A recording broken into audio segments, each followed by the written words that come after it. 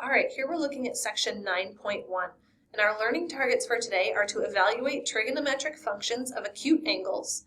Then we're going to find unknown side lengths and angle measures of right triangles. And then our third learning target is to use trigonometric functions to solve some real-life problems. So first we want to look at our trig functions, right? And when we are looking at these trig functions, we're always just dealing with right triangles. That's the biggest thing. So here are 6 functions. We've got sine, cosine, and tangent are our 3 major ones. And then you'll see that cosecant, secant, and cotangent are just the opposites or the inverse of my sine, cosine, and tangent, right, as you'll see here. So cosecant is the inverse of sine, secant is the inverse of cosine, and cotangent is the inverse of tangent. And really I can just flip those upside down. The easiest way to remember these ratios is to think of SOHCAHTOA. So here we go, SOHCAHTOA. So this tells me that sine is my opposite over hypotenuse, cosine is the adjacent divided by the hypotenuse, and tangent is the opposite over the adjacent. This is how I have always remembered these. So use this mnemonic to help you as well. And then I can also use this to help me find the cosecant, secant, and cotangent because I know that it's just the opposite of these. So now we're going to be using these to help us kind of solve some triangles. So the first thing is I have to evaluate the 6 trig functions of this angle theta. And theta is a Greek letter that we use to denote an angle. Okay, so here we always want to start by drawing a triangle. That's always going to be step 1 when we're dealing with these trig functions. So I've got my triangle, my right triangle with leg lengths of 5 and 12, and then a hypotenuse, and then this angle theta. So now I have to find those 6 trig functions of that angle. So the first thing I have to do is I have to find the hypotenuse. I always need all 3 side lengths of my triangle in order to use those to just find those trig functions, okay? So I use the Pythagorean theorem because we're dealing with right triangles, and I know that a squared plus b squared equals c squared. So I find that my hypotenuse is going to be 5 squared plus 12 squared, and the square root of that, which is 13. So now I know that the side that is adjacent to my angle, right, and adjacent means touching, is 5. The side that's opposite that angle is 12, and the hypotenuse is 13. So now that I know that, I can just find my functions. So I know that sine from my SOHCAHTOA is opposite over hypotenuse, cosine is adjacent over hypotenuse, tangent is opposite over adjacent, and then my inverse, I just flip those fractions around. So I can also find my cosecant, my secant, and my cotangent now that I've found all the side lengths of my triangles. So now here's my next example. In a right triangle, theta is an acute angle and sine of theta equals 4 over 7. Evaluate the other 5 trig functions of theta. So the first thing you always do is draw a triangle. So I know that I have my right triangle and I know that I'm dealing with theta. And you can put theta in either location, just know you need to label it. So I know that sine from my SOHCAHTOA, right, is the opposite over hypotenuse. So I know that this 4 is going to be the side length opposite my angle, and 7 will be my hypotenuse. So now I can find the adjacent side using the Pythagorean theorem. So it's the square root of 33. So now that I have all 3 side lengths of my triangle, I can find the remaining trig functions. So I know that since I have sine, I can easily find my cosecant, just flip it upside down. My cosine is going to be my adjacent divided by my hypotenuse. My tangent is opposite over adjacent. So the thing when we're dealing with trig functions and these trig values is we never want to leave radicals in the denominator. So we have to rationalize the denominator. And in order to do that, remember, we just have to multiply both the numerator and denominator by this square root of 33 over square root of 33. So that's how I ended up here. It's just by rationalizing the denominator. So now I can just continue to find the other values, the other trig values, based on the 3 side lengths of my triangle. So now here's the first couple problems that I want you to try and see how you can do from them.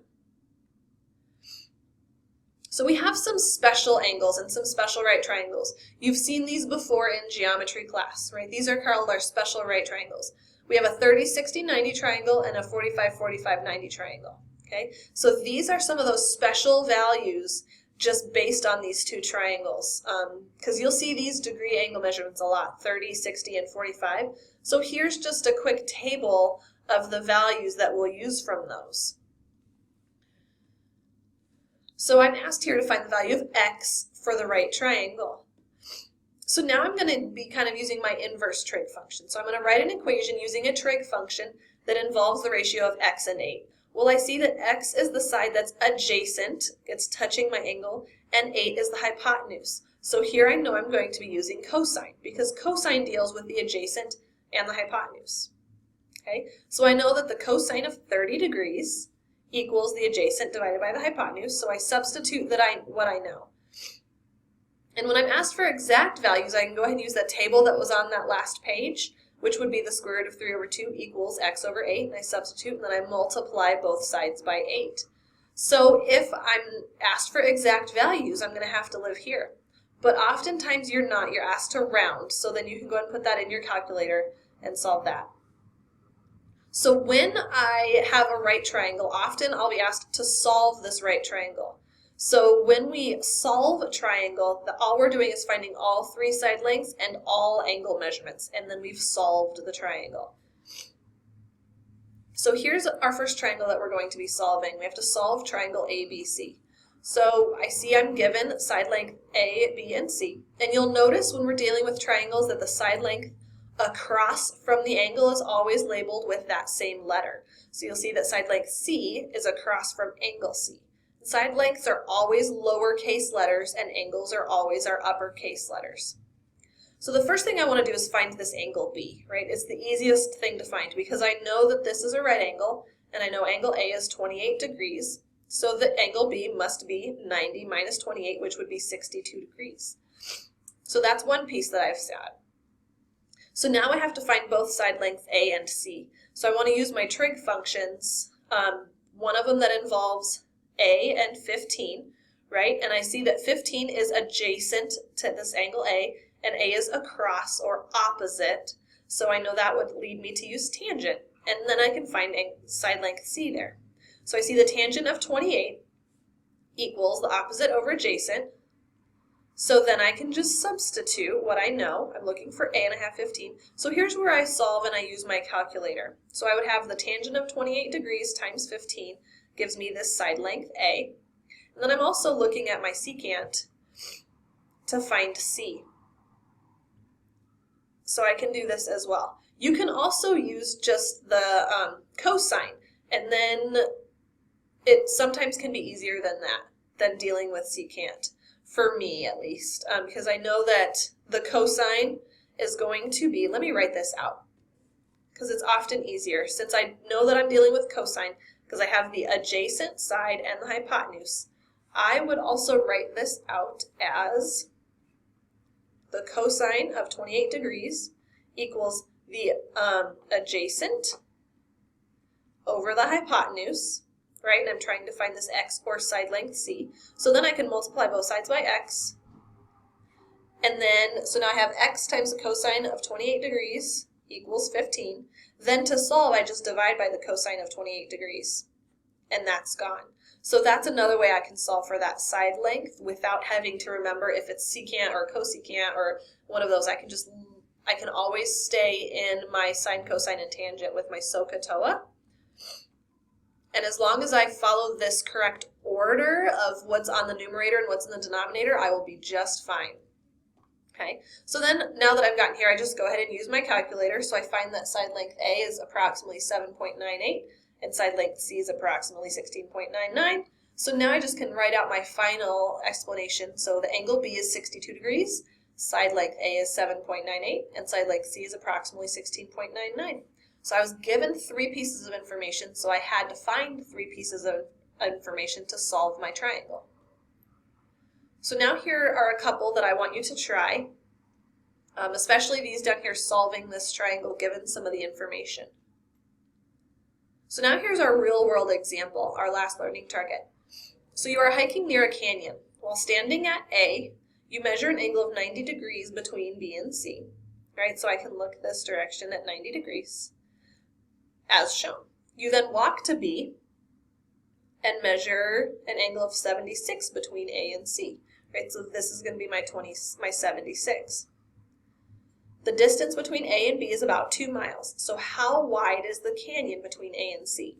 So the first step I always do when I'm dealing with word problems is to draw an example and draw out my triangle and label it, which they've already done for us.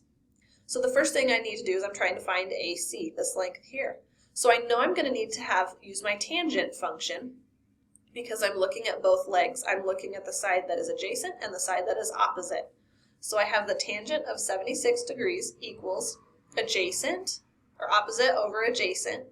So I just can rewrite that, right? So now in order to solve for x, I multiply both sides by 2, and I use my calculator, and I find that the canyon is approximately 8 miles. So again, when we're dealing with these triangles, we first want to see the information that we have and the information that we need, and that will help us determine which of the trig functions we're going to be using. So here's another example that we're going to look at. So a parasailer is attached to a boat with a rope that's 72 feet long.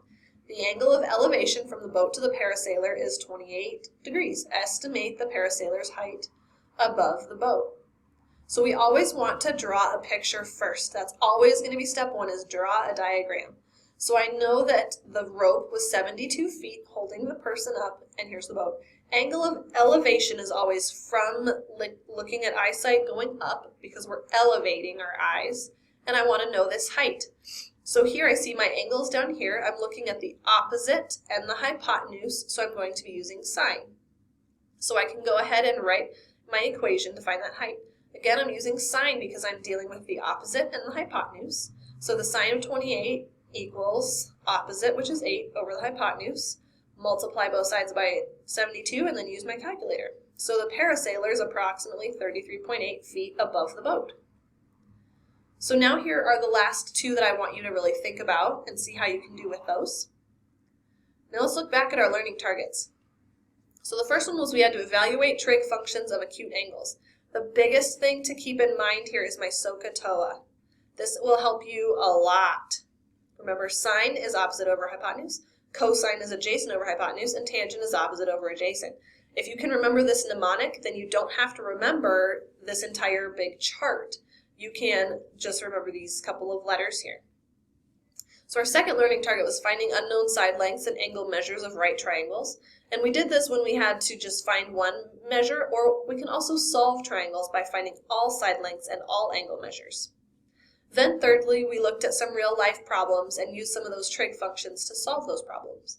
So now that we've done this, go ahead and work on your homework for 9.1.